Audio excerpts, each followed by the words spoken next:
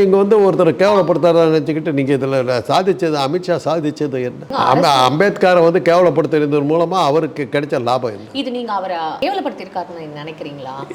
தேவையில்லாமல் ஏமா அம்பேத்கரை பற்றி நினச்சிக்கிட்டு இருக்கிறதுனா நீ வந்து சவர்காரன் நினைக்கிறல்ல, நீ நினச்சிக்கிட்டு போ. உங்கள்கிட்ட யாரோ கேட்டாங்களா? சாவர்காரன் நினைக்கிறத பற்றி பதிலாக மக்களை பற்றி நாடு நல்லா இருக்குன்னு இவருக்கு புத்தி சொல்ல முடியாதா? இவருக்கு உலகத்தில் இருக்கிற அத்தனை பேரும் புத்தி சொன்னாலும் கேட்காத ஒரு ஆத்மாவாக இருந்தாலும் சுற்றிட்டு இருக்காரு. அவர் தானே இந்த நாடு இவ்வளோ குடிச்ச இருக்கிறதுக்கு காரணமே அவர் தானே. ஜனநாயக கேலி கூத்து ஆனதுக்கு காரணம் அமித்ஷா தானே. அமலாக்கத்துறையும் தேர்தல் ஆணையத்தை கையில் வச்சுக்கிட்டு தேர்தலையே கேலி கூத்தாக்குன மனுஷன். இதையெல்லாம் மறைக்கிறதுக்கு அதானி மேல அமெரிக்காவில் கேஸ் போட்டாமா, ஓம் பிர்லா எவ்வளவுதான் காப்பாற்றுவார், எவ்வளவுதான் முடியும் அவரால்.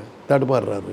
அவர் என்னென்னமோ இந்தியில் பேசி பார்க்குற ஒன்றும் நடக்கலை. கேள்வி கேட்குறாங்க. அவர் என்ன பண்ணுறது தெரியாமல் பேத்த முழிக்கிறத தவிர ஒரு வழி இல்லாத அளவுக்கு போயிடுச்சு. அப்போ அதானியை காப்பாற்றி ஆகணும் முதலாளி இவங்களுக்கு. அதுக்காக தேசம் திருப்பறதுக்கு ஒரே நாடு ஒரே மாதிரி தேர்தல் மசோதா